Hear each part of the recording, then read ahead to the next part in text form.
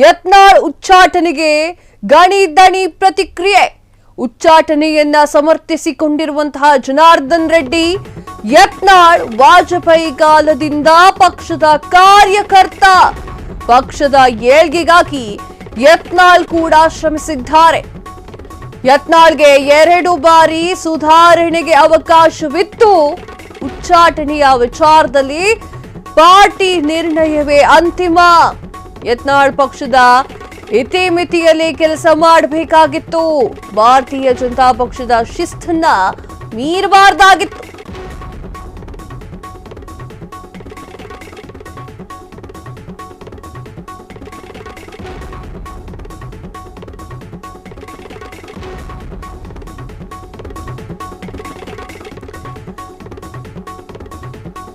ಎಲ್ಲೋ ಒಂದ್ ಕಡೆ ಯತ್ನಾಳ್ ಎಡವಿದ್ರು ಅಂತ ಅನ್ಸುತ್ತೆ. ಬಿಜೆಪಿ ರೆಡ್ಡಿ ಯತ್ನಾಳ್ ವಿಜಯೇಂದ್ರ ಮೇಲೆ ಇಲ್ಲ, ಬಿಜೆಪಿ ತಳಮಟ್ಟದ ಕಾರ್ಯಕರ್ತರ ಮೇಲೆ ನಿಂತಿದೆ. ಕಾರ್ಯಕರ್ತರಲ್ಲಿ ಗೊಂದಲವಿತ್ತು, ಇದೀಗ ನಿವಾರಣೆಯಾಗಿದೆ. ಪಕ್ಷದ ಉಲ್ಲಂಘನೆ ಏನಾದ್ರೂ ಆದ್ರೆ ಶಿಕ್ಷೆ ಮಾತ್ರ ಪಕ್ಕ.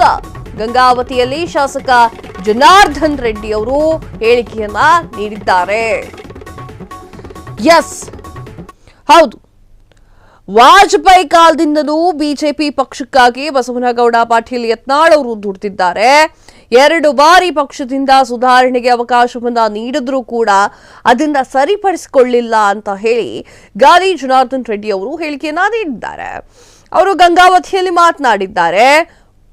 ಯತ್ನಾಳ್ ವಾಜಪೇಯಿ ಅವರ ಕಾಲದಿಂದ ಇದ್ದವರು, ಪಕ್ಷಕ್ಕಾಗಿ ಅವರು ಕೂಡ ಸಾಕಷ್ಟು ದುಡಿದಿದ್ದಾರೆ.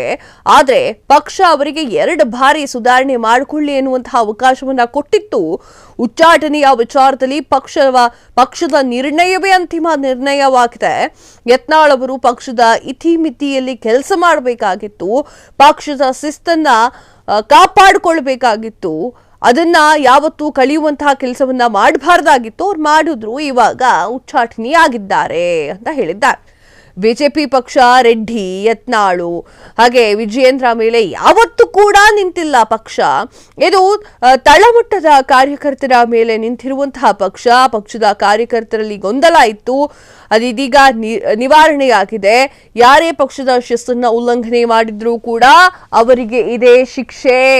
ಎಲ್ರೂ ಕೂಡ ಈ ಒಂದು ಶಿಕ್ಷೆಯನ್ನ ನೋಡಿ ತಾವು ಮಾತನಾಡಬೇಕಾದ್ರೆ ಅವ್ರು ಹೇಗೆ ಮಾತನಾಡಬೇಕು ಅನ್ನೋದನ್ನ ನೋಡ್ಕೊಳ್ಳಬೇಕು ಎನ್ನುವಂತಹ ವಿಚಾರವನ್ನ ಜನಾರ್ದನ್ ರೆಡ್ಡಿ ಅವರು ಹೇಳಿದ್ದಾರೆ.